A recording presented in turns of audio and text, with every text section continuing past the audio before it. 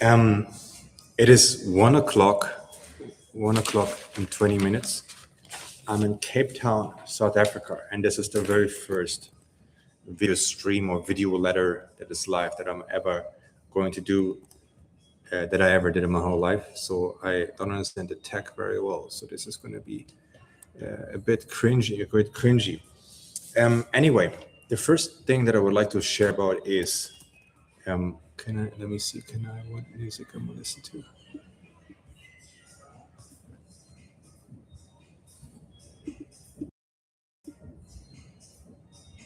Yeah, anyway. So what I'm going to share in these video letter series with you is lessons, stories, and tools that I've discovered on my adventures around the world. And I've written an article about this. So since everybody's sleeping right now anyway, I thought I would just read it to you because that will explain things. Okay, let me share my window. Okay. So the first video letter, it has a title, Prepare Your Grave Before Your Time Has Come. This letter is going to be the first in a long series of letters in which I will attempt to share with you the most transformative tools that I've discovered on my adventures around the world. Each letter will be sent to you from a different part of the earth, and they will always start with a story and end with a quest or a homework assignment, where both have the aim of helping you to improve the quality of your character, your life, and the world in its entirety. Through these letters, I will attempt to help you to find your own answers to life's most substantial questions, such as, who are you? Who could you be? And what is the task of your life? I will teach you what I've learned about human psychology, becoming a hero even if you've been a villain in the past, escaping the matrix, and living a life on your own terms, and how to become your own messiah, even if everything around you goes up in flames. These letters will also have stories about sex, drugs, extreme violence, so make sure that you don't share these links with minors, so I don't get cancered, because they can get pretty dark. Before I go over more details of what our newly formed penship entails, I want to express to you my gratitude for being here and accepting my friendship, and tell you that I have every intention of honoring the commitments that come along with such a covenant. But maybe it's useful to first explore the question, what constitutes true friendship? This was one of the questions that were in the first letter that my father sent to me from prison. I was around 15 years old and hadn't spoken to my dad in like 3 years. And receiving a life sign from him caused me all sorts of feelings and shaking me up quite a bit. The content of his first letter revolved around taking responsibility for the nature of his hiatus, revealing his intention of becoming a force of good in my life, even from afar, and offering me what I just offered you, a true friendship, along with an explanation of what that actually means. And like you today, I accepted and became friends with a stranger from the other side of the world. The timing of this mentorship couldn't have been better. I just got myself kicked out from another school yet again, and I began to realize that probably I wouldn't be able to correct the downward spiral of my life. So having a teacher who believed in me when all my other teachers gave up on me was a huge opportunity. Those few people who knew my father deeply were of the conviction that he was the most interesting man in the world, for better and for worse. There was some truth behind those forces. After all, he lived the life of 100 persons, sometimes literally, as he was known under many different names throughout the early chapters of his life, when he got himself entangled with the underworld, where he lived as a ghost. But this is a story for a different letter. the next one actually. If you know me a little bit, I've been known as a nomadic schooler who has a psychology podcast and who collects stories for a living, who studied human nature for more than 25 years. But I've never quite heard a story like the one from my father. It's quite peculiar. It's very uncommon. So if you're ever looking for an explanation why I'm so fucking weird, you can blame my old man. The chapter in my father's life book included being a child soldier, jumping as a military parachute out of planes in his teens, smuggling diamonds and other huge stones, living as a spy behind enemy lines, smuggling diamonds the size of tangerines in exotic countries in his shoes. He always wore bigger shoes because of that.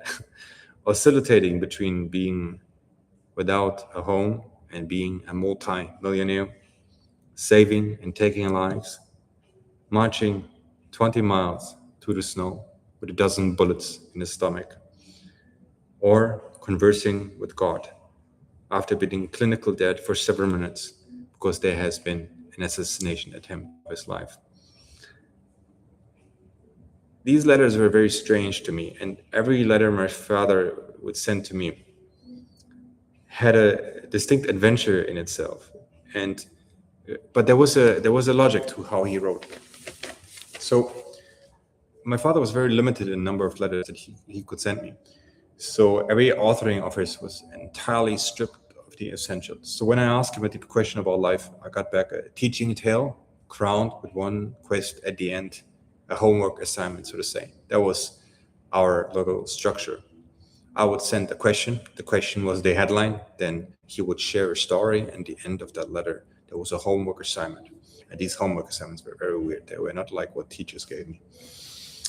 And since my father was in prison, surrounded by every kind of scumbag the world had to offer, you can imagine that his letters were like himself, raw, rough, and rich in uncontroversial truth. I'm telling you this because these letters were the greatest gift that I've ever received in my life. Through them, I discovered not only who my father was, but what kind of man I wanted to be. However, what was most transformative about these letters wasn't the life lessons or the dangerous quests that they entailed. It was the knowledge that someone truly believed in me. When someone believes in you, they not only want the best for you, they want the best for the best part of you. And they help you to win the war against those parts of you that aren't worthy of preservation.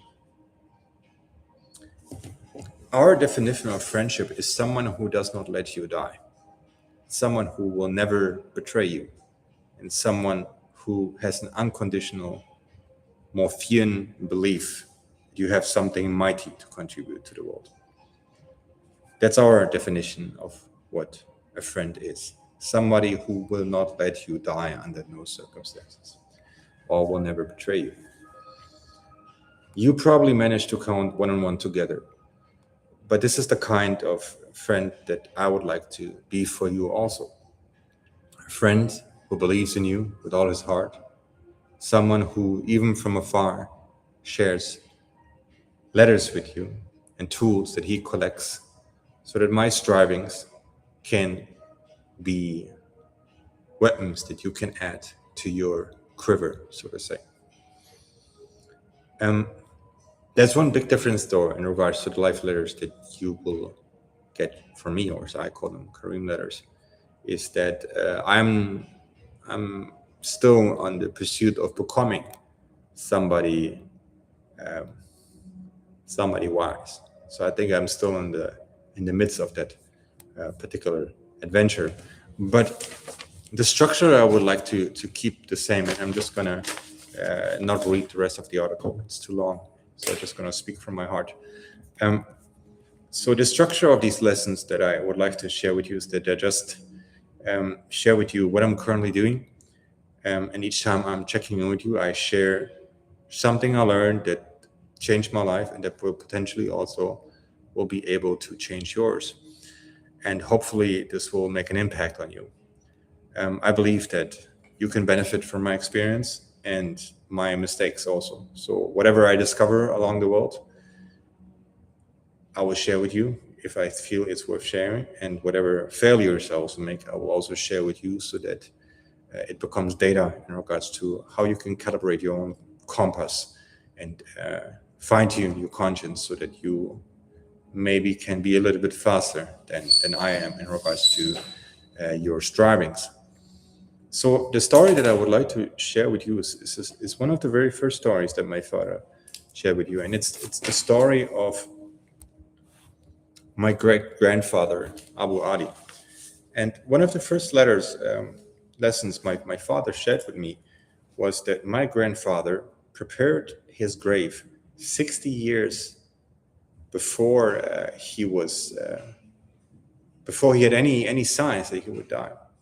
And he mentioned that story very, very, very many times. And death has always been a topic between me and my father.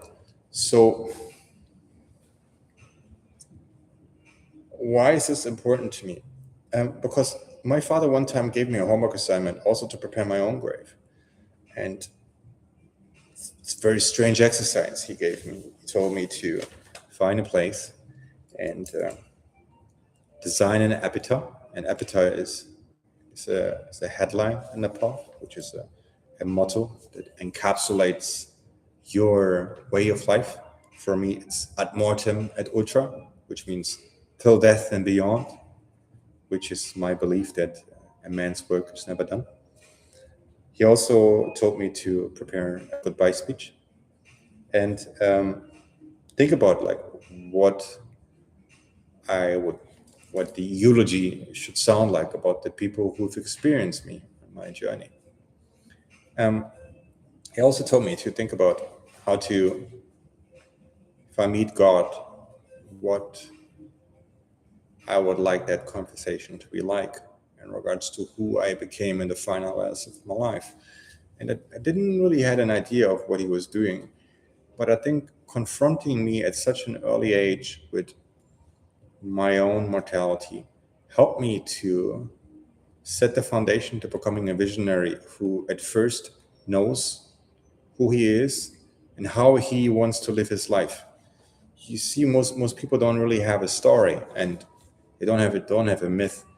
And the reason is not because they're incapable of thinking decades ahead for their own life, but because nobody ever told them to do it. It was a failure of teaching from my point of view. So when my father gave me those exercises, it was really beneficial to me because I sat down and I really thought for a long time about the question of what is life calling me to be, or in the final analysis of my life, what could my life book be like? And the greatest gift he gave me through these thought exercises was perspective. Because it's sometimes when your life is not manifesting very well, you're becoming obsessively compulsed to fix it right now. But if you think about the terms of your whole life, there are few things that are inachievable when you think in decades. And right now, like I'm currently in the pursuit of working on my life's work, which I have envisioned many years ago. Like what I'm working on right now is an AI-powered library of consciousness where people are going to be able to communicate with the dead. And there's many reasons why I'm working on this currently, and I'll share with you in the next letter of what that story is like, how I became to work on psychological mortality, also why I started my podcast. But the point where I'm putting this into this context is the reason I have a life's work justifies all the suffering in my life is because I was once asked what would constitute an epic life book in regards to my own journey. And when you start to think about your whole life in these parameters, you start to think like an author, where you are the own protagonist in your own journey. And when you do that, you can ask yourself also, well, here's his character. What attributes does he have? What vices has he overcome? What enemies did he defeat? What illnesses for mankind did he obliterate?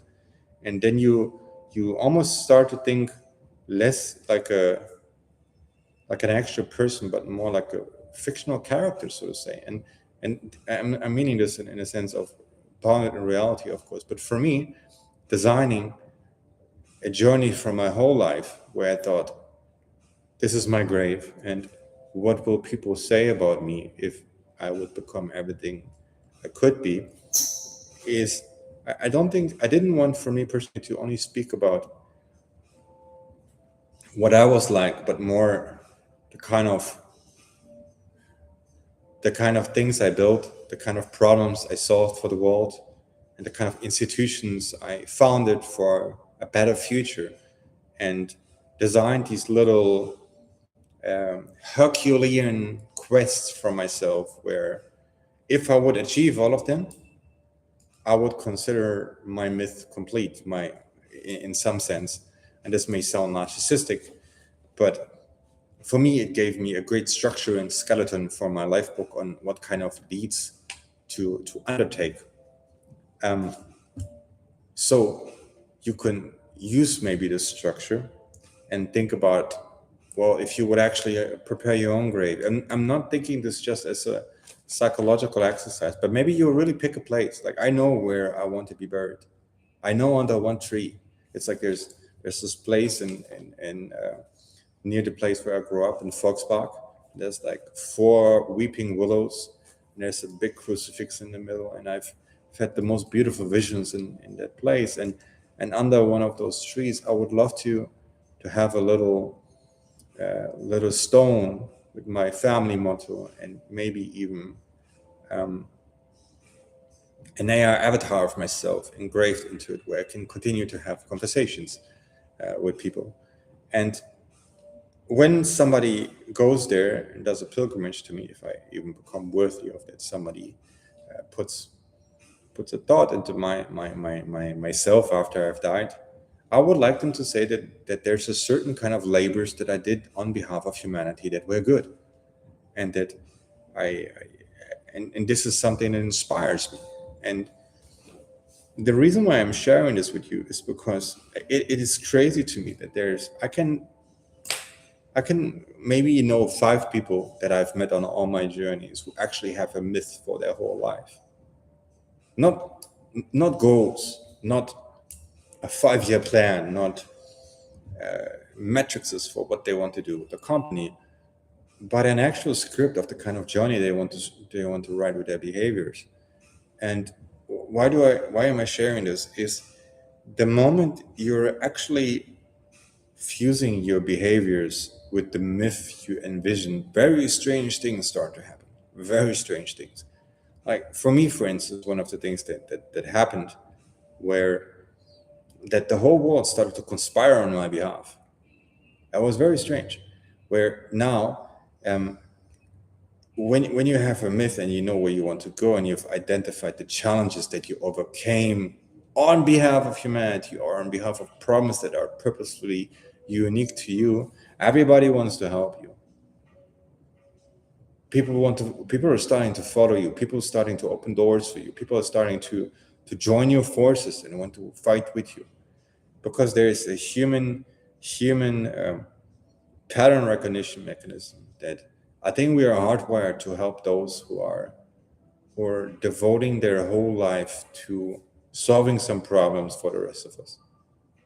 And then life becomes a great movie like journey. So I think that's it for all of things that I want to share with you. So I try to use these streams, even though nobody is tuning in. I try to treat them as multidimensional communication tools between us. So it doesn't matter if So maybe you watch us in a year. I still hope it will be put some value into you. Maybe you watch us in 50 years. I still hope that this will provide some value to you, or that we can still be friends even if I'm no longer alive. And I hope that from this letter, like one of the things that you can take away is, like, prepare your grave. Take this as a homework exercise. Like, design your myth for your whole life. Like, sit down, find a place, actually go to that physical place, sit in front of it, meditate, design, like, what will your tombstone look like? What will be the identity that's on top of it? What is the motto below? How will others describe you? If a eulogy would be spoken, how does your wife or husband speak about you? How does what do your friends tell you? What is the stories they are going to say? What are your enemies about to say? Will you have enemies? Will you be courageous enough to ever stand up for something that you've butted head with people, that you actually had some fights? Or will you just be somebody who hid in his apartment and never stood up for anything? Like, what will be the deeds, your glorious deeds that other people would brag about, that they knew you and they were part of this particular expedition or this particular project or this build? What will they say in regards to this? Will you have like Hercules, like 12 deeds that people will associate to you? And also, can you live in such a manner where your ancestors would be proud that you climax the evolution of your personal bloodline? And if you meet God or your whatever in heaven, like, how do you need to live your life so that he would high five you and say, one of my best, maybe the best? How do you have to conduct your life? Like, what is some problems you have to solve for the rest of us that would really make you die with peace and pride, where every day would be a good way to go out because you know that you're on par with your own potential. Well, that's pretty much it from today. I hope tomorrow maybe I do another one, that it will be helpful if I share those things with you. Maybe next time I'm gonna show you what I'm working on and answer a couple of Q&A questions that I've prepared before. So until then, it is almost 2:00 now. So as you can see my face, I'm getting sleepy. So curious when you're going to hear this, and if so, maybe it's going to be tomorrow, maybe in 10 years, maybe in 50 years. Whenever you are hearing this, I want you to know that it takes only one person to believe in you, to do the unbelievable. And I wouldn't be where I am if I didn't have that one person. And for me, when somebody truly believes in you, it is very hard not to attempt great things and come out on top. And I wouldn't walk on psychological mortality or interview eminent thinkers on a regular basis or have wild adventures around the world if at some point I didn't have somebody who expected an extraordinary life for myself. And if anything, if these letters find you, I hope they never become something for the masses, but I am expecting the same out of you. I believe in you, and that if you put the minutes to make it through this letter and my bad English and my pale face, that you know that I did this because I believe that if you do these kind of exercises and if you really design your own life path, that you can have a very special story. Until next time, thank you so much.